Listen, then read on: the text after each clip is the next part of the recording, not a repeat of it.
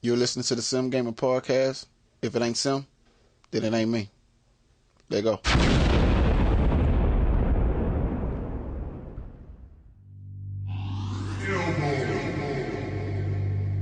Yeah. My zone on. Cruising down the interstate, trying to get my shine on. Remember copping 10 a day, I used to get my grind on. 9 zone, that's a quarter brick. I'm constipated, on my hardest shit. Wish you was a part of this, locking down like the hardest pick. Hip hop can't be dead, cause I'm the motherfucking heart of it. If them niggas real, then I'm flawless, bitch. I pay my bills, and I bought a bitch. You with the wrong team if you want to switch. What up? Welcome to the Sim Gamer Podcast. I'm your host, Jay Killer, aka Mr. No Pen, No Pad. I'm so motherfucking good. And this is episode 3 of the Sim Gamer Podcast. From now on, it's going to be a little different. I got one of my favorite guys from TSG, co-hosting with me. Monkey, say what's up. What's up? It's the commish, Jess Monkey, asshole, whatever the fuck you want to call me these days. Welcome. Thank you for bringing me to the podcast, Jay. Man, you're greatly appreciated. Before we get started, let's plug it in. The website, thesimgamer.com, for all your news, updates, Twitch profiles, GMs, for anything. You go there, get your shirt or whatever. Go support. I support it. Twitter at thesimgamer. Shout out one time for the fam. Email, you want to send all your kind of discussions for the show or whatever, you want to send that to thesimgamerpodcast@gmail.com. If you don't feel like sending that, you don't want to type, you're too, lazy, want to talk, that's cool. Voicemail, call 724-96-GAMER. That's 724-964-2637. And the Twitch profile, follow my Twitch, twitch.tv/X7XJYKILLA X7X. Monkey, give them your Twitch.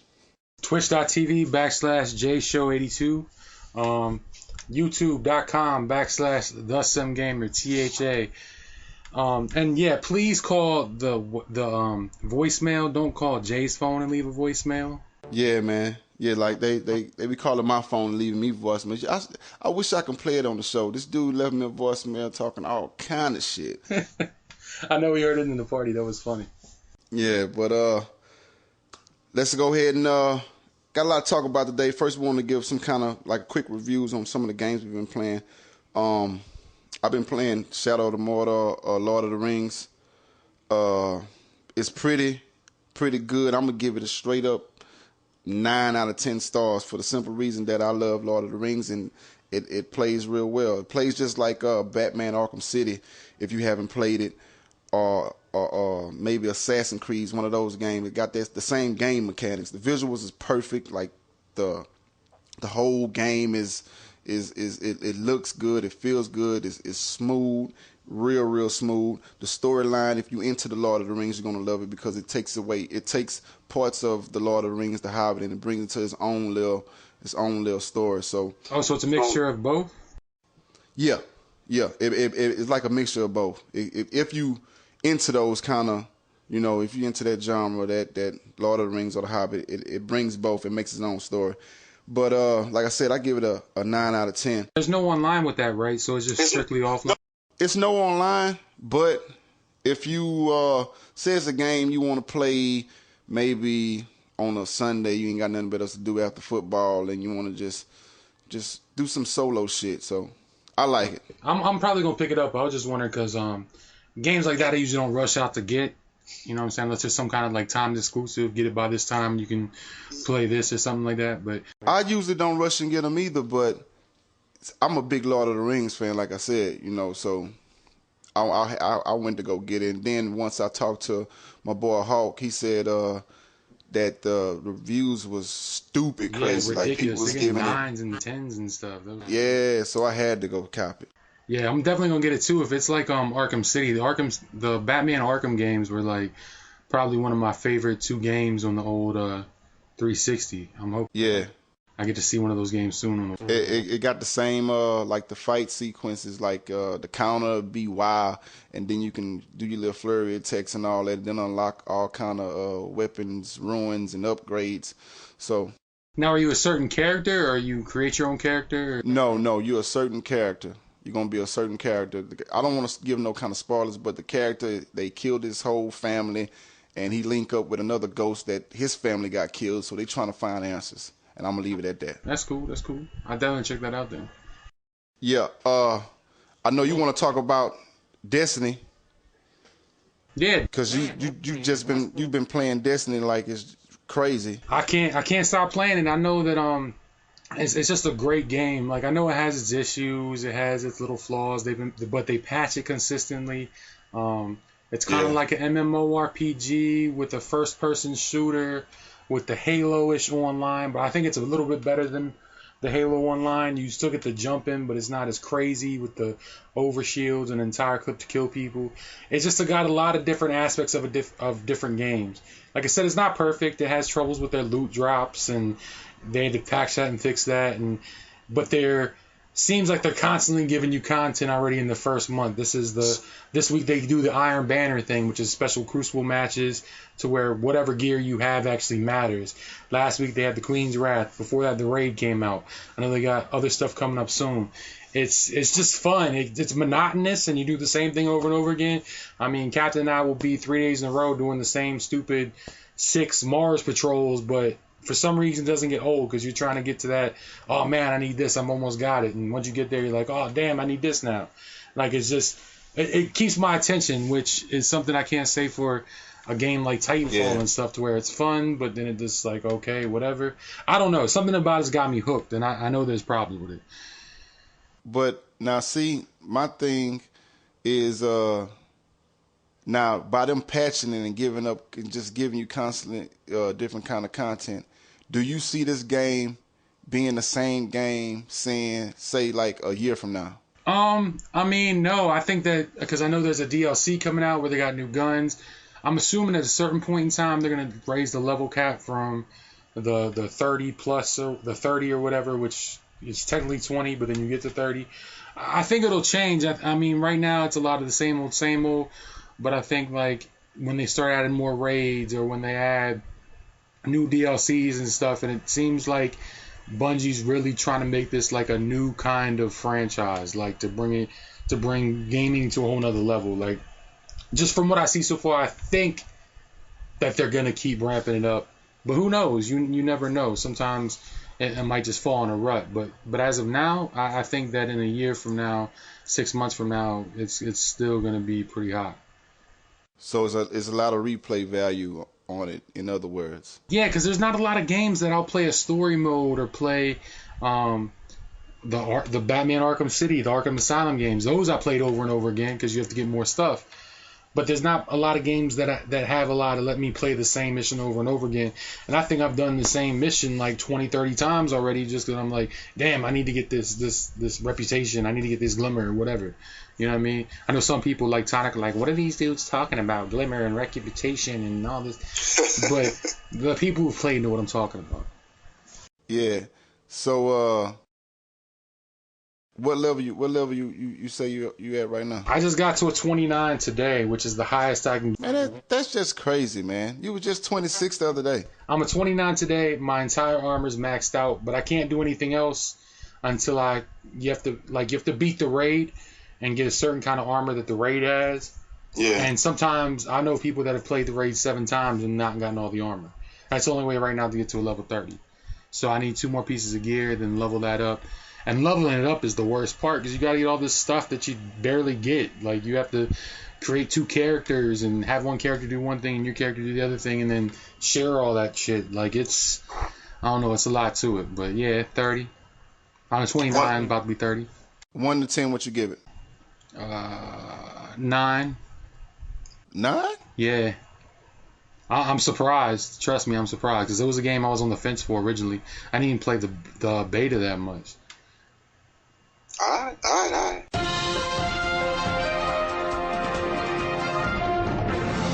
All right, let's jump into news. League news. Let me see what we got, man. I got the Vikings. Right now, we 9-6, looking real good. What's your record, Monkey? It's 7-8 right now. It's looking bleak, but it's also looking promising. Too many games that dropped. Before I talk about how I'm finna make the playoffs, talk about your situation in the NFC East. What the fuck is going on in the NFC East? It look like anybody can win it right now. It's just a lot of terrible play when people shouldn't have terrible play. I mean, Real Law was 2-6, down and out, getting his ass beat by everybody, looking like some straight shit. And then he gets a win, and then gets 2 sim wins, and then I'm doing well, and then I lose an overtime game. I miss a kick wide left. Fuck you, Chubbs. Stuff like that, and then I just lose a game against Ryder where I'm dominating. I lose this game, and then look up, and I'm 6-8 and barely having a chance to make the playoffs. And Tana's got a great team and looks dominant, and then just drops games like the Gobino game that should never happen. 30-something to 7 or 3, 37 to 7 to 3 was ridiculous. Yeah, that was crazy. Takeout does horrible. Starts out 6-2, calls himself elite, then drops 5 or 6 straight, and then comes back and makes his Ryan Nassib look like an all-star against me. Like, I don't know. It's just, I don't know if just we're all horrible and just getting by, or we're all good just beating each other up, or Now, see, that's how I tried to look at it. I was like, maybe we not just that bad. Maybe we just, everybody in that division, in that conference is just that good to where it's just beating up on each other because, the AFC right now, you got Bo with the 12-2, nothing but dominant records over there, people taking over their division. But over here in the NFC, it's a bunch of people battling still for playoff spots. Well, yeah, and you say that, you got to look at it too. Is those dudes in the AFC have been locking up playoff spots really early, but you look at the AFC West, they got 2 good teams. I think it looks like Hawk is out the playoffs probably now. The AFC North, I mean, you could say they have 3 good teams, but Blizz has just looked like so bad and brought Flacco's confidence down to a 0 and throwing like 75 million interceptions. And the AFC South is exactly like the NFC East. Nobody wants to win it, and they're up and down and losing and winning, beating people they shouldn't, losing people that they should beat. The AFC East is the same way. They got 2 good teams. I mean, the NFC West, the NFC South, the NFC, those only have like 2 teams eligible to make the playoffs. You look at the East, the NFC East, the AFC South, you got 4 teams. 3 or 4 teams with a legitimate shot to make the playoffs. Now, does that mean that, like I said, does that mean that the division's shit? Or is just you can't afford to lose a division game because you might be out the playoffs? Because I know you're dealing with some of the same thing. You can't lose a division game, you out. Yeah. Like my playoff starts, my next game, week 17, that's when my playoff starts. But who you think in the AFC is the most dominant?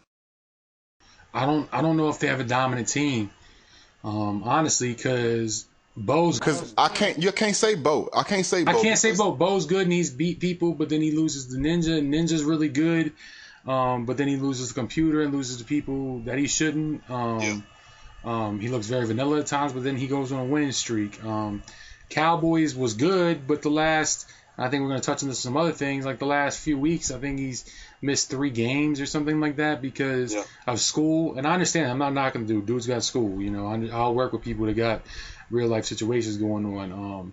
Cincy will win and then he'll lose. Blitzburg, his quarterback's out, but he's winning, so he might make I think it's just as much up in the air over there as anything. I would like to sit here because Bo's my dude and say Bo's the best in that conference. But I can't. You can't say that because of the team. He's getting by with bending but don't break. It's not like he's playing. He's playing good defense. Even though he has a 12-2 record, still he's you just can't say his team because he still has Derek Carr. He still has the same Raiders team with a couple more pieces of Bowman, Webb, and who else he picked up? Bowman, Webb. Who else was that? That might have been it for the most part. Bowman was a big piece. So you can't just say his team is dominant like that, and I can't say that the Buffalo Bills is dominant like that because this is the Buffalo Bills. So I feel like Ninja and Cincy, you know, they should really be the dominant players over there. Yeah, they're the faces over there. The only thing I will say though, I haven't played Cowboys this year, but from what I've heard from previous podcasts that the press box did and just from looking at the stadium, he can run the ball. Yeah, he can run the ball. And that's one thing like I've known from being in the playoffs for many, many, many years in TSG. If you can run the ball and shorten the game, which limits mistakes, and run the ball without turning it over, which has been also my problem, then you have a chance to win. So if he can be a dominant runner and he goes and plays Cincy and he gets someone Cincy 7-0, 14-0, or something like that, and Cincy starts throwing picks, which Cincy's a gambler, you can't gamble against a good running team. Now, since he'll throw a pick and straight up depend on his defense to get a turnover. Like he wouldn't even sweat it. Like I know my defense is gonna get a turnover. Right, but if that person's not throwing the ball, then exactly. One of the reasons why I lost to Cowboys because he didn't really throw the ball. He pounded that ball down my throat. Yeah, that's dangerous. So which guy, what player you working on as far as game prep? What player you working on the most? Right now I was working on my linebacker Keenan Robinson. About halfway through the season I stopped.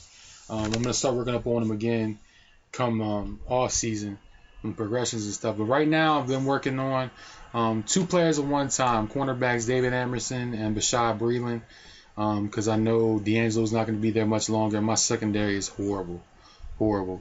I need to get their I'm getting my dudes' awarenesses up right now when they're not man and zone because it's like $4,000 or $5,000 points of fucking pop.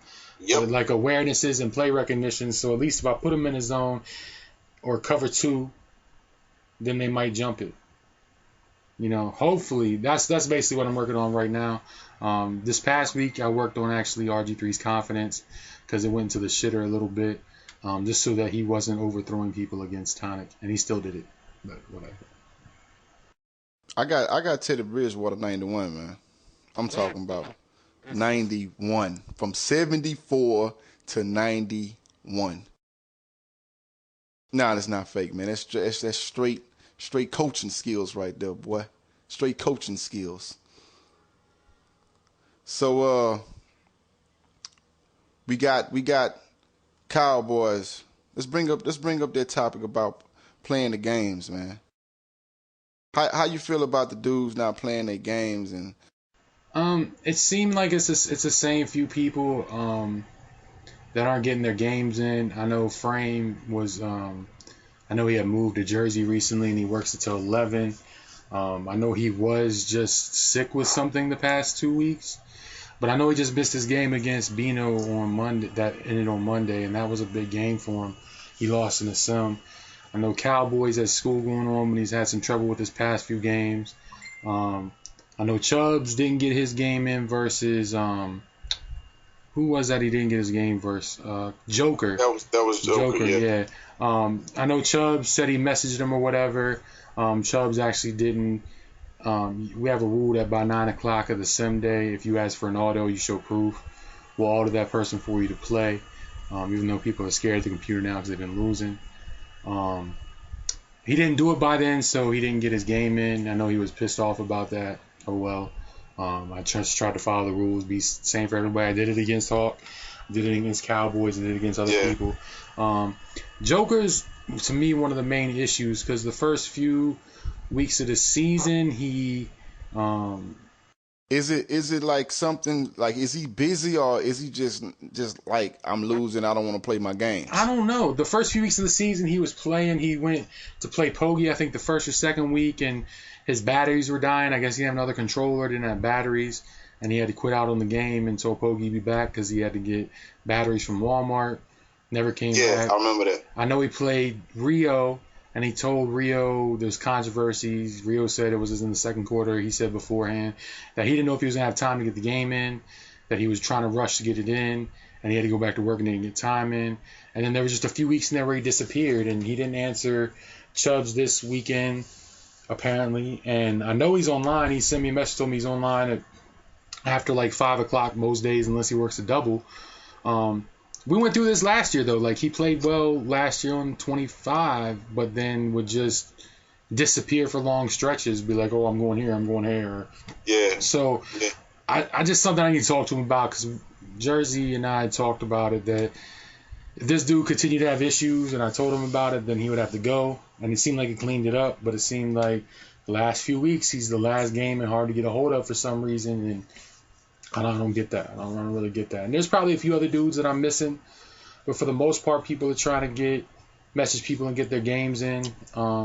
What people should do is go to the owners list on the website, thesimgamer.com/M15 owners, and I actually have contacts for everybody on there. I don't see why guys don't have them on their friend list. Like, I have everybody that's in TSG League on my friend list. That way I can hit you up on GroupMe, then I hit you up on my friends list, you know, whether it's through the Xbox or through my Smart Glass app on my phone. So I do have proof. I hit you up.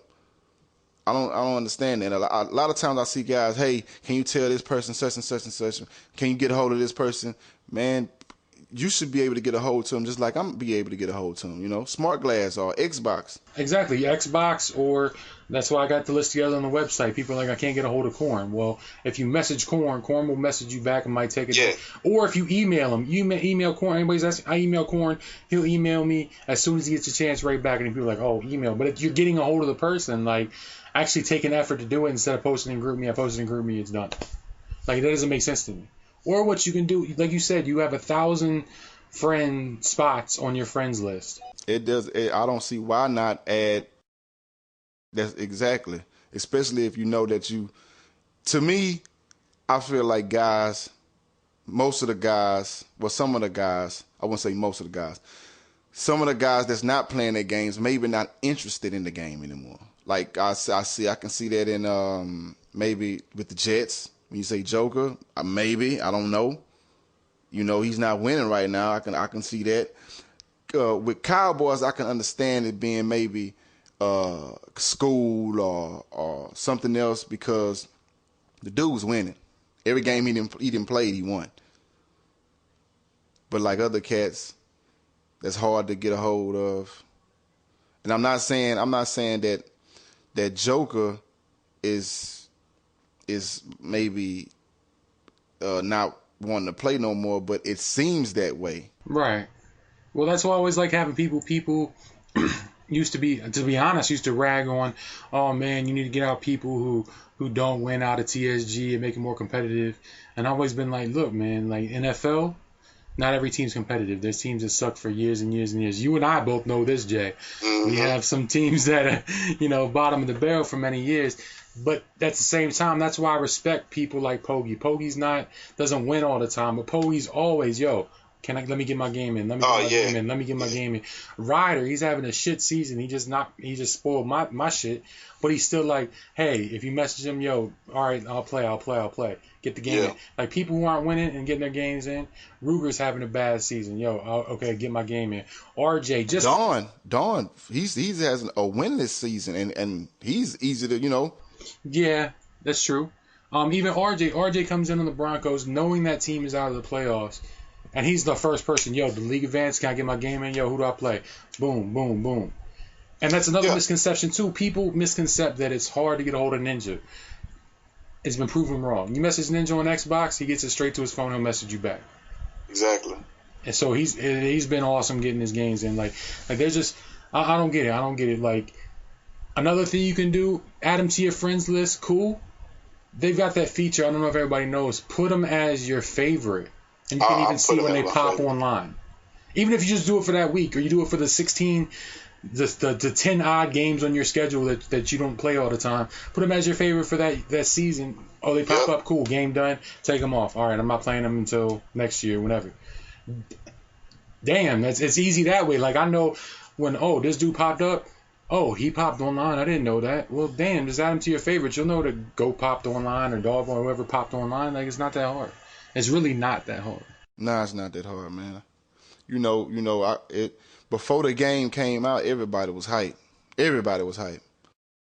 But soon as, we closing in on the first season, and not everyone is where they thought they probably would be. You know what I mean? Mm-hmm. So. Yeah, they start doing that group me disappearing act, Yeah. But I mean, it happens every year. Usually, that's the one good thing about the group me and stuff, though, is that you have people talking about trade talks and stuff now. I'm like, hey, I'm pretty much out of it. So it keeps a minute. So I mean, at the beginning of the next season, everybody's gonna be getting their games and like, damn, look, man, I'm gonna do this. I signed this person. But we need to reevaluate some people because this waiting until the last day for some people is just bullshit, to be honest. Yeah. It's not the fact that we wait until the last day. It's just that we wait until the last day and the game gets sim. You know what I mean? Yes, that happened twice yesterday. It's not the fact that we waiting on the last day because, like, as the rules state, Monday, Wednesday, Friday are advanced days. It's not the fact that we waiting on the last day. It's just the fact that we wait on the last day and the games get sim. Something that could have happened early on to push the yeah. So it's all good though. Let's give them some Madden School, man. Unless you want to talk about something else, what you got? Nah. Madden School's cool. Madden School. Let's get in some Madden School.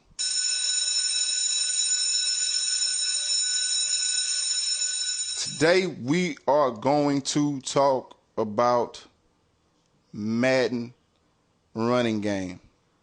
First of all, this is just some of my tips, some of my strategies, my schemes, something that I can give to you, the listener, the subscriber, that you can put into your repertoire. Don't sit up here and act like you can't use it, because everybody can use it. Even the Madden genies can use my shit. But let's talk about the running game. How can we make it more effective? What can you do to make it more effective? What kind of moves or some kind of cheats or whatever? First off, let me start by telling you, lay off the turbo. Number one. It's been a proven fact that if you hold the turbo button before you even get the ball, that you make the defensive linebackers more awareness. They just attract to that ball more. Right or wrong, Monkey? I think I'm right about that, right? Turbo, for years, it activates block shed, is how I say it. Yeah. I thought it did because I labbed it. When I lay on the turbo, before I get the ball, they just crash down onto that ball. And I got AP that I'm labbing with, so best running back in the game. So when I lay off the turbo, sometimes what I do is maybe 2 milliseconds, I'll let the computer take over, and then I, kind of weave my way in and out of the holes or whatever. And then when I see that I passed that you got this is how it goes. You got the defensive line, you got the linebackers, then you have your backs, your safeties. Once you progress through those, that's when I start hitting my turbo. Once I pass maybe the linebackers, I start hitting my turbo, trying to break away. But the number one rule. Turbo is a second line time. Yeah. Like linebackers, then you hit it. Yeah. That's when I usually hit it. And then what turbo does when you hold turbo, I've noticed that you can't bounce in the holes like you're supposed to. So with Madden 15 and Madden 25, you can use the left analog stick to, instead of juking into a hole, you can just use the left analog stick. If your guy has great ball carry vision, I remember you telling me this last year, Monkey.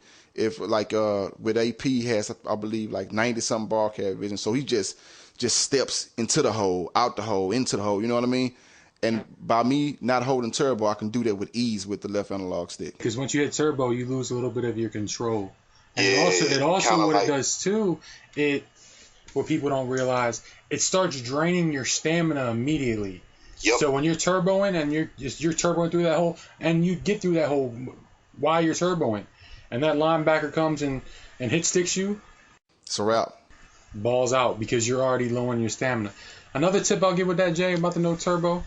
I know some of us, it's muscle memory. We just push it because we push it. Yep. I mean, I've known for years not to push it, but if it's muscle memory and you always used to using that finger to push a button, while you're running the ball through the hole, hold the RB. Yep. It doesn't slow your momentum. It doesn't slow your speed. It actually covers up the ball for you. So, I mean, if you got to push something because you're so used to doing it and can't get that, stop doing that, just do that for a little bit. That's a good tip, too. That's a good tip. Because I know a lot of muscle memory like screws a lot of us with things. Like you're used to pressing this and so be like, oh, shit, I pressed the wrong thing. So, I mean, that can help some people, too. Another thing, if you're running, say, let me see, a counter play or a sweep, you don't want to use that turbo and get ahead of your block. You want to wait till the play develop. Say if you got a pulling guard or somebody coming off the right side to pull and go to that left side. If you wait and you have a good pulling guard, you got a 7 out of 10 chance that he finna pancake somebody. And that's a good 3-5 yards right there. So if you wait, don't use the turbo. Wait for the play to develop. Follow your block. It's easy. It's cake. Well, see, that's another problem that people have, too, with their running game. People, even last year was horrendous with it, with the outside running stuff. Yeah. But what people would used to always do on counters and stuff, because they would love the turbo, it would still work if you had a fast back. What they would do the counter and then just go around the tackle and guard. Yeah. Well, the outside run worked way better last year, and you can get away with that. This year, you can't. Nope. You need to actually, a counter is designed to go between the tackle and the pulling guard. They're supposed to make that lane. Those two guys make the lane for you to go in between. That's how the counter is actually written up. So if you actually lay off the turbo and actually follow that, that's yards. That's why actually this year I'm a zone runner, but zone runs to me don't work as well this year. The cutback lanes aren't there as good. Counters and dives and blasts and ISOs and traps work a lot better, just especially for the patient runner. And anybody that's not patient, their running game is gonna suffer unless they're just flat out. Yeah, you have to be a patient runner. You don't expect to get the big play every run. Don't expect to break for 30, 20, sometimes not even 15 yards. What I do is, I know people probably gonna hate it, but I like to rinky dink. I probably run. If I get 3 to 4 yards, that's good for me. 4 yards is a win every time. 4 yards is definitely a win. Because 3 4s is 12. That's more than the first down. That's more than the first down. If I can, but see why I say 3. If I get 3, that's 6, which leave me in a 3rd and 4, 3rd and short. And you always, if you're gonna be on 3rd down, it's better to be in short than to be in long, because it's a bunch of plays that you can run from 3rd and short that can get you the first down. And this Madden 15, it's all about 3rd down conversions. And I think too, sorry to cut you off, I think too, we were talking about it in one of the last podcasts about the rules and stuff. How do people sit there and break the ratio 4 to 1, 3 to 1, whatever? Well, because they'll sit there and they'll run the ball 8 times at the beginning of the game. Yeah. They get stuffed and like, oh shit, the run's not working. Let me just fucking throw it. They throw 10 interceptions and have to come back, and then they fuck up their ratio or whatever like that. Well, the thing is, even against a game like Tonic last night, I didn't have as many runs or passes. I only had like 30 plays, because I had a bunch of big plays. But at one point in time, Morris was something like 13 or 15 for 45. Like, it wasn't very big. But because they kept pounding it, it kept wearing down in his team, he got in the fourth quarter, he broke like a 70-yard. Like, eventually, keep going at it, something good will come of it. Yeah. Because they will have to respect it. And that's the thing. If you set up the run game, you can. The run game will set up the pass game. If you run the ball, pass, run the ball, pass, run, pass, run the ball, and he's just setting up for your run game, guess what? He putting all those people in the box to stop your dive, your counter, your blast. Now you can go over the top. And this year I run out the shotgun, so you never know what I'm doing. That's why Deshaun Jackson's number 2 in the league right now. Was number 1 for a while. Because they bring the safety down, they're like, oh, he's going to run. Gone. Yep. You got to work it in. Run is the key, man. Just like real life. Your Cowboys are learning that. Running the ball is the key. Don't talk about my Cowboys. You know not to talk about my Cowboys. But that was Madden School. Y'all know what it is.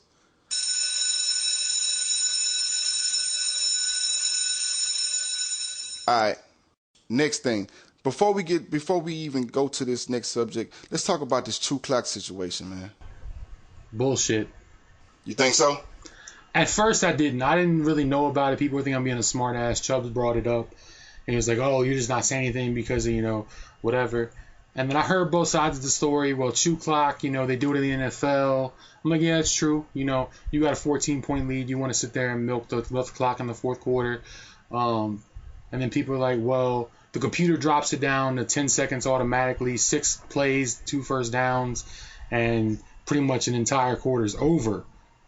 And it's just, and people are like, well, hey, I'll sit there and I'll watch the clock run down every time anyway. No, you won't. Most people won't do that. There's a few people that will, but most people won't. But now that feature's in there, people will just let it happen. And I was of the mindset until it happened to me, it's whatever, man. Like, it happens. But we're in a 7-minute quarter game. If you can sit there and just by the press of a button let the clock go down from 7 minutes to 2 minutes in a matter of 2 minutes. 2 minutes, Yeah. it's kind of like, you're like, yo, I don't want to play this game no more. Case in point, I played Takeout. I was getting blown out big time by like 28 points. I start roaring back in this third quarter, and into the third quarter. I get within 13. As soon as I'm like, all right, cool. I got 2 possession game. I kick him the ball. He gets the ball 7 minutes in the fourth quarter. I don't see the ball again until 2 minutes and 30 seconds left in the game. And not because he's like sitting there, driving down the field and taking it off, because a minute's gone almost every play. I'm like, damn, like that fucking sucks. Like that draws anything. And then so at the end of the game, I'm rushing, whereas I should be rushing if I'm down 1 score, not 2. So we're thinking about tweaking that. I don't know. If we did, it would be something like start using it under the 4-minute mark. But see, I look now before you go on. Now listen to this. Now, what if I do have the lead and I not using True Clock, but I go out there and I let the clock just run? Isn't that the same thing? It is. I also know that in the rules somewhere, I don't know exactly how it's worded. I've written the rules so many times over so long, so it's not that I don't know the rules. But we've never really had an issue with people chewing the clock. You know what I'm saying? Even regularly. Because it never had that feature in the game. I mean, we've had a few people that would milk the clock without that feature, but I mean, we've never had a big issue of it. So for people to say that they would do it anyway, no, most people wouldn't do it anyway. We've been through these leagues for enough years. They probably wouldn't do it. They probably wouldn't do it on a non-meaningful game. But say if I'm playing on the last game and it means that I make the playoffs or not, and I have the ball and it's 14-0 in the third quarter, you don't think I'm finna just go up to that line and hike the ball on 5 seconds? Not in the third quarter. You don't think so? No, not in the third quarter. Because a 14-point lead in the third quarter is nothing. Exactly, but I'm trying to hold on to it. It's true, but even if you go down there and you score a field goal, still it's not anything. A 14-point lead in the fourth quarter, that's kind of big. And the only thing with it is, as I know teams will milk it, like I said, it's a 7-minute quarter. That's why if we did adjust it, it would be, like I said, maybe at the 4 or 5 minute mark, you have a certain point lead, then you chew the clock, just to equate it to what it would be like in a 15-minute quarter. Because like the 4-minute mark in a 15-minute quarter will be like 8 or 9 minutes left in the quarter, and that a team would start chewing it down then. I don't know if a team would. They probably have. We've gone through this recently. There's no absolutes in football. So you don't think maybe adding more time to the game will resolve it? No, because even if you add more time to the game, you're adding more time to the front end, and then you just had one of those games against who was it, Joker, where you blew the shit out of him. And I wanted to use True Clock. So I mean, there's games like that all the time. Exactly. Just like I just had a game with McKay. I wanted to use True Clock because I was up But by being in the second quarter, I knew that he probably would have had a problem with that. But I'm up though. Why not chew the clock? Because it's still the first half of the game. But in that situation, we just had the situation in the D League. Me and Slew were playing, and we were having a horrible game. Both of us, he had San Francisco, I have the Redskins. We were throwing picks left and right, and we were just tired of playing the game in the second quarter. And I was like, Slew, let's just turn 2 clock on to get this game over as quick as possible. This game's bad game. Like, it's just not even fun to play. And so he was like, yeah, it's not fun to play. Let's turn it on and just get it over with. Which I don't have a problem with. Like, say you and McKay are in the same party and talking, you're like, yo, McKay, this game's a blowout. Do you mind if I turn 2 clock on and just get this game over with? Like, so we're not wasting our time? Then that's not a problem. You know what I mean? But if it's the second quarter and the dude's trying to, do whatever, like, 2 on the clock there is bad. Like, you should have a Patriots mentality in that section. Like, Redskins Patriots years back. Patriots, even in the fourth quarter, were still scoring the Redskins, beat them like 56-0. We're like, fuck y'all, we're gonna score. Like, we're gonna get what we can and do what we do the entire game and not stop what we're doing because we're beating you. But you don't think, say if you add more time, right? You add more time to the league games, and guys up by him running the chew clock, he's gonna start running the ball. Just maybe running the ball, trying to get the clock down, and eventually punting the ball, giving the other person opportunity to score. But in the meantime, he didn't waste it a good 3-4 minutes off the clock because he's up. Well, I mean, if you're wasting it by doing it, like, say that I'm beating somebody in the third quarter. It's happened before. I'm playing somebody, I'm blowing them out, and I'm not gonna sit there and start milking the clock, but I'm gonna sit there and do safe, short plays, and it's gonna eat up the clock by making long drives. That's different than pressing a button and the entire quarter's gone. Yeah. If I go on a 15-play drive, which is going to be a lot of plays because it's a lot of short stuff and conversions, that's one thing. If I go on a 3-and-out and there goes 3-4 minutes in the game, it's kind of whack, don't you think? Yeah, it's kind of whack. But the whole thing of it is we trying to keep it as simple as possible. And I know for a fact, I know for a fact that I don't watch many games where guys will come out in the third quarter and milk the clock because they're up. That's true. I mean, that's very true. But at the same time, those games are also 32 minutes longer than the game that we're playing. Exactly. So that's what I'm saying. You don't think by adding more time, because didn't last year we played 6 minutes or 6 minute quarters? 6 or 7. We're usually around 7. I think it was 6 last year, and I know this year it's 7. And a lot of that too depends on how the game plays and how stats will break. If we added like 2 minutes to every quarter, stats would be. We would have games with people having 20 interceptions, and then that goes way off the other end of sin. Yeah, you're right. I can see that. Well, you'll have dudes with 300 yards rushing like we did in Madden 25. Alfred Morris, MVP. That don't mean nothing. MVP. But I can see that. There's pros and cons to everything. Yeah, cause like you said, if we did add more time, guys would be throwing horrendous balls, maybe 10 picks in one game. So including RG3. Yeah. So I can see that. Somehow, some way, maybe you probably gonna come up with a rule or something. I'm trying to make it fair for everybody with that, man. Like, not because I understand both sides of the argument. So if we could just figure out a way, like, put it on a time in the quarter and a lead to where it makes sense, to where it equates to the time you would see it in the NFL game, we'll figure it out. It's just not figured out this season. All right, let's go ahead and jump into our next topic, man. We're gonna talk about the Indians and the Cowboys. Hail to the Redskins. I'm about trying to hear that shit, man. All right, now I really have no room saying that right now. For We should be real. playing the Cowboys fight song. Them. For real. Let me go ahead and get my piece out the way. Cowboys 4-1.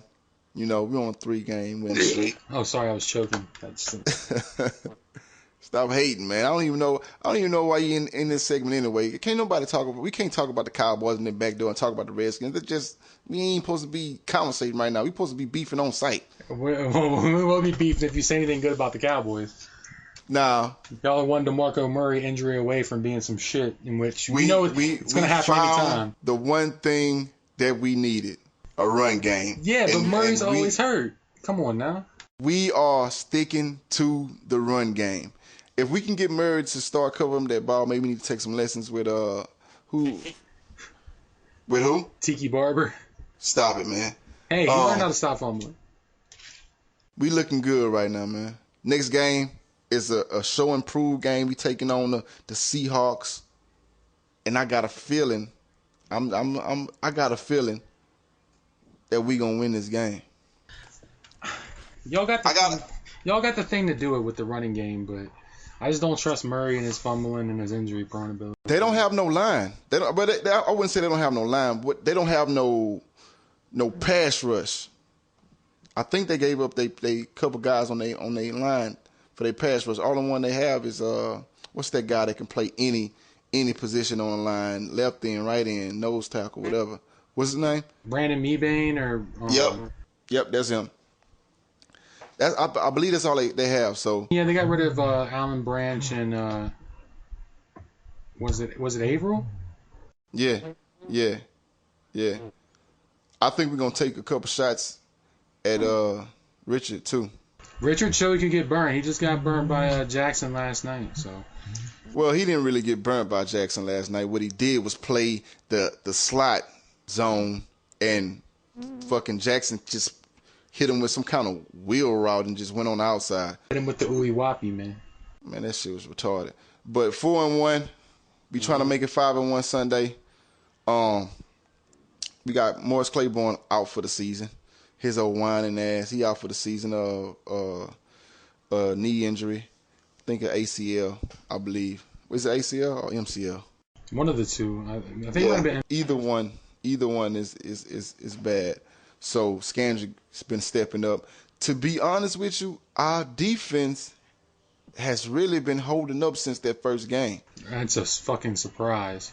It is. We got the linebackers stepping up since my boy Sean, he's not in. So the linebackers been stepping up with McLean and Dunbar. A real surprise. Yeah, big surprise. Our offensive line, them youngsters, Tyron Smith, Zach Martin. We got, is that Doug Free on the other side? Doug Free's playing. Is he playing guard or is he playing tackle? I think he's playing tackle because he's way on the right side. He might be, because I know y'all have Martin. I thought he was going to be your tackle, but he might be y'all's guard this year. So, man, I'm not going to get our hopes up too high, but I will say one Damn thing. good. Jerry, Mr. Copperfield Jones, long live Jerry Jones. he did something smart, which he doesn't always do draft time or personnel time. He rebuilt y'all's offensive line. I wish the Redskins would be fucking You know what? smart. The and do that last shit. 4 years out the last, the 4 years, three of our picks has been linemen. Yeah, you got that center. You got Tyron Smith. You got Zach Martin. Yep. And I just wish we would do that. I mean, we haven't picked an offensive line in the top since we got Trent Williams. And you need an offensive line, man. Like, it's not that hard. Offensive, defensive line. It's football. It's football. And y'all were smart with that. And plus we finna dominate this NFC East, man. Shit. For real. Shit. I'd rather see the Giants win it. Now you hating. I'd rather see the Giants win it. At least I could say that the Super Bowl champion won the division, not a broke back, horrible Tony Homo quarterback. And You seen him get away from J.J. Watt? You think his back was broke when he got away from J.J. Watt? J.J. Watt would have broke his back. But that's whatever. Man, that's now you hating. What you mad because RG then hurt himself and put himself out? No, man, it's just whatever. Tony Romo, Willie Beeman, whatever you want to call him. I haven't liked him since that whole thing, man. Like, he was on cover of Sports Illustrated after like his third game because Parcells found him. Fuck Tony Romo, man. Long live Jerry Jones, man. Not long live Daniel Snyder. What y'all gonna do with Kirk Cousins? Bench him. And put in who? RG when he gets back in 3 weeks or so. RG ain't coming back no 3 They weeks. said they'll be back in 3 weeks. He's already out of the boot and everything. Nah. Yeah, man. I'm telling you. I still believe in RG, man. People hate on him last year and try to act like he had a horrible year last year. He wasn't the same person, but he had the yards. He had better touchdown interceptions. He played better than Kirk did last year in spot. He's played better than Kirk did this year, other than that Philly game. And I mean, I don't understand the hype. I don't care. I want Kirk Cousins to do good and win the rest of the games till RG came back. I want to win the last ones, but you got to call a spade a spade. Kirk is okay. Even last night he showed some really good throws. Exactly. You got to call a spade and realize when Kirk Cousins is maybe better. He's not. Yeah. Okay.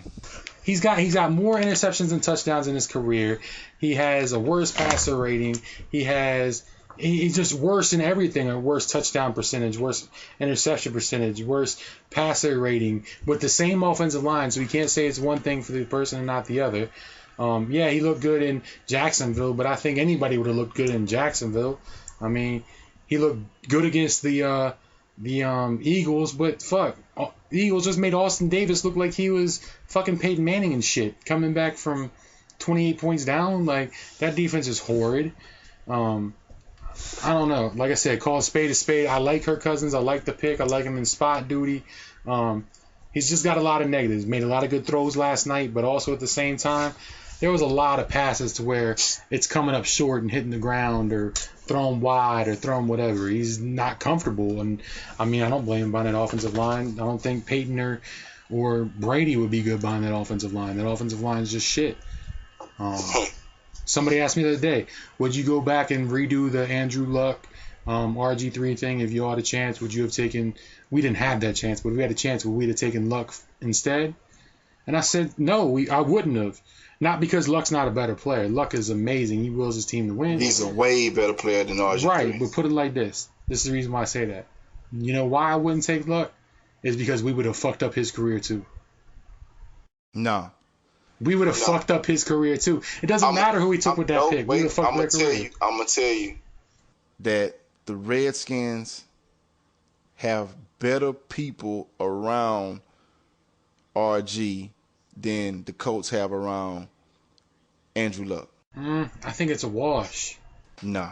They got two you know why? Because they got two tight ends, Dwayne Allen and Kobe Fleener, who actually play. Jordan Reed's played like 6 games in his first 2 years. Mm-hmm. Yeah, we got the receivers now, but T.Y. Hilton and Reggie Wayne are no slouches. We have a better running game and running back. I'll give y'all have Pierre and DJ. Trust me, we do. But if you don't have an offensive line that you can't take a 3-step drop without me. So the Colts have an offensive line? No. Yeah, they have a better offensive line. And I believe Morris is way better than Trent Richardson and Ahmad put together. I agree wholeheartedly. But like I said, man, we had our right tackle and the dude that's now our center, who was our left guard, rated out as like the worst offensive lineman in football last year, according to Pro Football Focus. They were horrible. We didn't address our right guard was the same way. We didn't address that. We got young dudes in the 3rd or 4th round. They're not playing. We need to get first rounders or second rounders that actually do that. Don't spend a second rounder on a pass rusher when we are paying $11 million to one dude and about to pay $11 million to another dude. Get a fucking offensive lineman.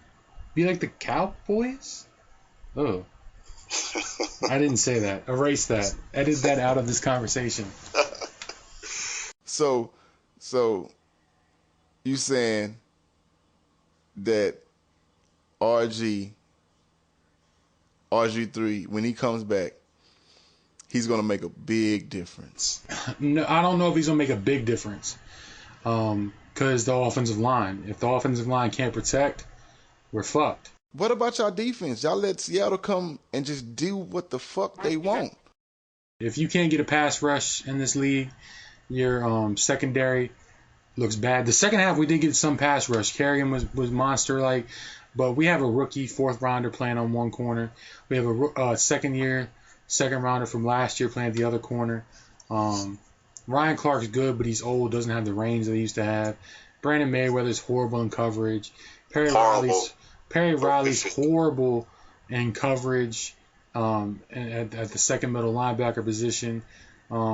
So, I mean, there's just so many holes. And if we can't get the pass rush, our defense is predicated on, like, zero blitzes and just getting in on people. But it never used to be like that. I remember 2 years ago, like, the Redskins was one of the most behind the Steelers with blitzing. Like, it was like one of the most. Well, the biggest problem with that is with losing D'Angelo Hall, we lost a lot of that. When you have corners you can trust, you can blitz all you want. But if you don't have people that can hold a dude for 5 seconds, then you can't really blitz. Yeah. But that just needs to be fixed. We probably need to get rid of Hazlitt too. It's been 4 or 5 years. I'm finna say y'all should have been got rid of Hazlitt. It's about 4 or 5 years of just shitting not working with him. I know that we're trying to make the transition with Gruden easier because he knew him and they coached together. But, I mean, we don't have the talent, A. I love Deshaun Jackson. Don't get me wrong. Dude is awesome.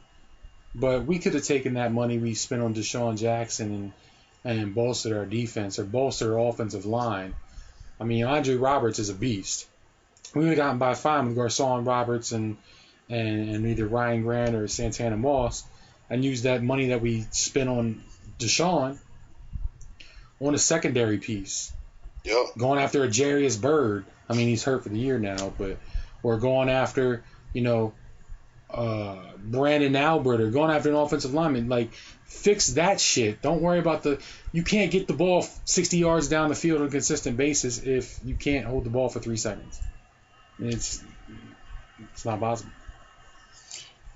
Yeah, I agree with you on that. At least you know what you have to fix, and the Cowboys only need to polish what they got going on. You can't polish a turd, man. Stop hating. All that damn hating is uncalled for. I'm never going to say anything nice about the Cowboys. I don't expect you to. Yeah. I don't expect you to. Yeah. But let's go ahead and plug it in one time, man. That's about the end of it, man. What you think we should do next episode? Should we bring somebody on? Maybe bring somebody on. I gave you the idea earlier. I think that if we had a first take-ish like segment, if we could figure out how to nail that down, that'd be good. We got to get somebody on that's willing to debate with us. We got to get or just get us a host type deal for the first take thing. Because I could be a Skip Bayless. I can say some crazy ass shit. Skip Bayless. Queen James. Oh man, let's go ahead and plug it in, man. The website, TheSimGamer.com, for all your news, updates, Twitch, GM profiles, or you just want to go and go buy one of those shirts, one of them cool shirts that I got that say Madden God on it, man. My boy Monkey make that himself, and then Bo press him up. One time for my boy Bo. Go there, TheSimGamer.com, Twitter, @TheSimGamer. Shout out one time for the fam. Email, TheSimGamerPodcast@gmail.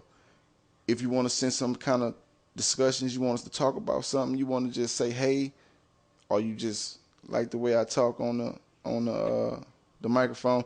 I see they got somebody on the comments. They didn't rated our show and shit. They like, yeah. I see. That's a female too. You know why she came. She fucking with the kid. She fucking with the kid. Yeah, she fucking with me. That's the only reason why they show up. But yeah, you don't want to do the email. You want to do the voicemail, 72496-GAMER. That's 724-9626. 3637. Say the number one more time so they don't call your cell phone. Rio. Don't call my cell phone. Rio. Don't call my cell phone. It's 724-964-2637. Call that number. Leave a voicemail. I'm going to put you straight on. You know what I'm saying? Go to my Twitch, twitch.tv/X7X, JAYKILLA, X7X, and Monkey. Plug it in. Twitch.tv/JShow82, even though my internet is weak and my Twitch lags. YouTube.com/TheSimGamer with an A. And I want to give a special shout out. Finn Artest, longtime TSG member, got featured on his upload videos. Crazy motherfucker. Okay. Legend. Y'all know what I'm talking about. That dude's crazy. Check him out. Finn Artest. He's doing some good work. 2K tutorials. Just crazy ass dude, man. But good dude. All right. That's going to be it, man. I want y'all to stay safe. Leave that cheese for the rats and keep it simple. Peace. 7 niggas and nobody couldn't drive me. If you ask your bitch about me, man, she probably wouldn't tell ya. I'm riding with whole guns, paraphernalia. Yeah. Free my nigga Ice Man. I keep a pistol and the Bible on my nightstand. Not from Minnesota, but baby, I'm a Viking. And just to see my nigga free, I would give my right hand. Damn. My zone on. I'm out of this world, I need to phone home.